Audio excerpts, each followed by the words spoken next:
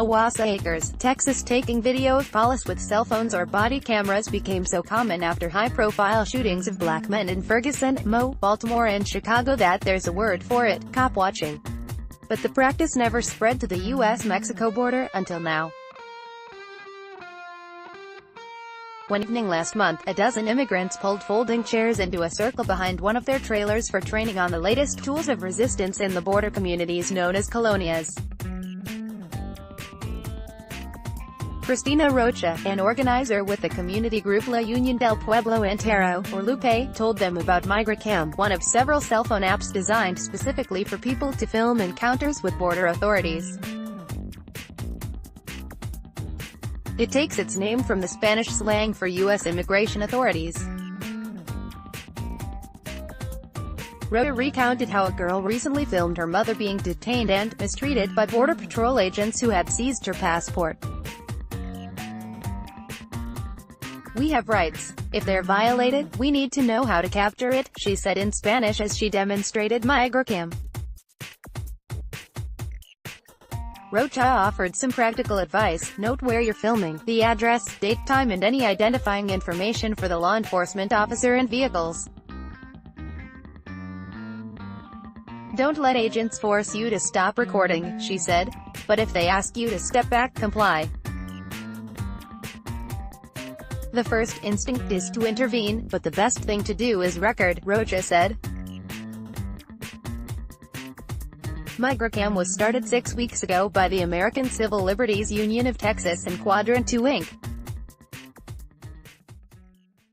to help people send video evidence of law enforcement actions to relatives by email and text. The free app, available in English and Spanish, has been downloaded 5,800 times and features location sharing, customizable pre-written messages, notifications and video Know Your Rights presentations. So far, 190 people have been trained to use the app in the Rio Grande Valley. Other apps, including Cell411 and Notifica, offer similar services.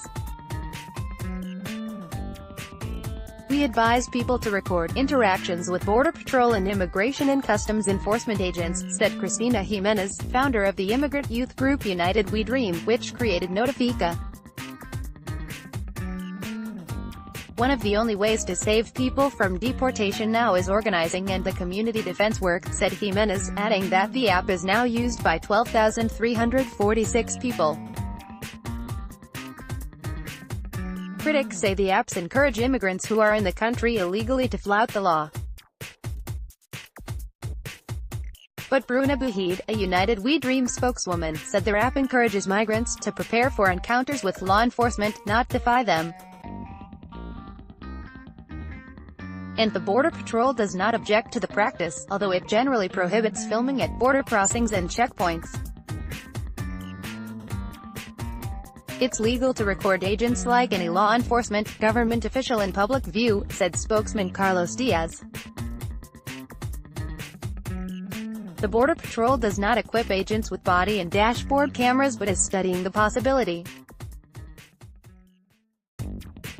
In May, the agency started a 6-month pilot program testing both types of cameras in 9 border areas, including 2 in California and 2 in Texas.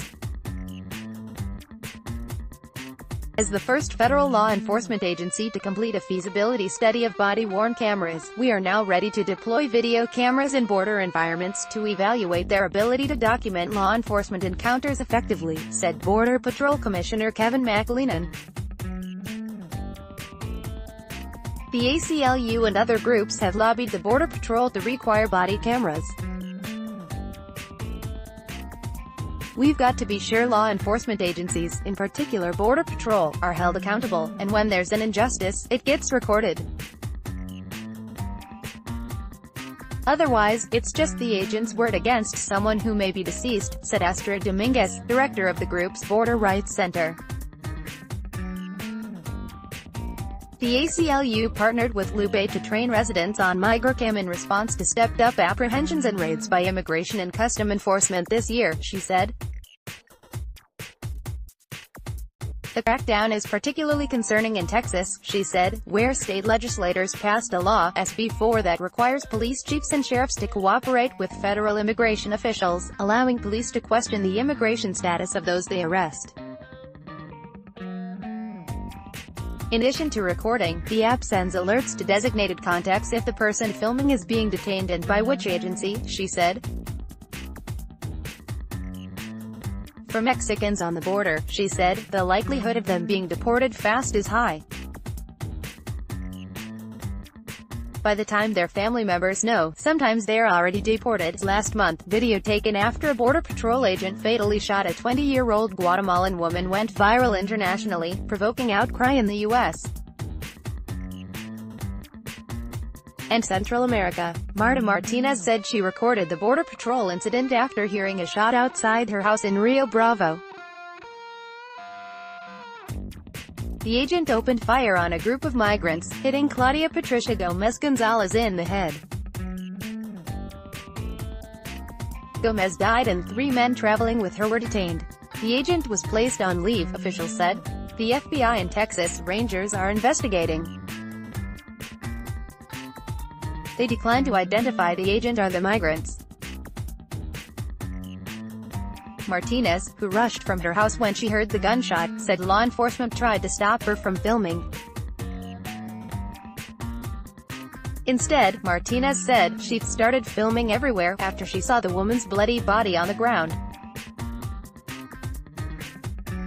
Martinez, 39, had not been trained to use migracam, but felt compelled to record.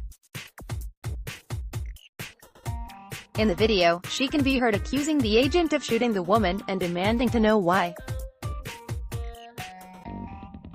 I did it because it seemed unjust to me. And many times when unjust things happen, people don't realize, Martinez said at her house last weekend. FBI agents interviewed her about the video, and she has received hundreds of messages from viewers around the world. Many messages said if I had not filmed, no one would have known what happened, Martinez said. Karina Alvarez, founder of Laredo Immigrant Alliance, plans to incorporate migracam into the group's neighborhood Know Your Rights presentations this summer. She said residents already filmed Border Patrol agents stopping people and posted footage on private Facebook groups associated with flea markets frequented by migrants and their families. Some people don't realize recording these incidents can help people's cases and even change policy. At the OWASSA Acres video training this month, Roch advised immigrants to designate someone in their community with citizenship or other legal status to record law enforcement. So I can't do it? Asked Milka Gonzalez, 30, who married a U.S. citizen and has been trying to get a green card after living illegally in the U.S. for nearly 20 years. No, Roch said. But your children can. Roch reviewed the basics. Film horizontally, at chest level, demonstrating with her phone. Film from a car or behind a fence if necessary, she said, but never intervene in what's happening. Don't put yourself at risk. The circle of faces nodded. They were parents, some elderly, some with babies in their arms. They were scared immigration authorities might try to separate them from their children. We feel impotent, like we can't do anything. We have to prepare ourselves, said Alberta Ramirez, 54, a Lupe organizer who lives in the adjacent trailer with her children. At the end of the brief presentation, Roch asked for volunteers willing to record law enforcement. Gonzalez's husband raised his hand. Juan Pancho Gonzalez, 28, said he volunteered because he worried officials could try to separate his wife from their children, ages 11, 9 and 4. 2 months earlier, police had chased a drug suspect into their trailer. They didn't question his wife, but Gonzalez, a home healthcare provider, said he was worried what could happen if the family encountered law enforcement again. I want my kids to be with their mom, Gonzalez said. A young mother carrying a baby also raised her hand, volunteering her husband, a U.S. citizen. Roch grinned. "We have two guardians," she said.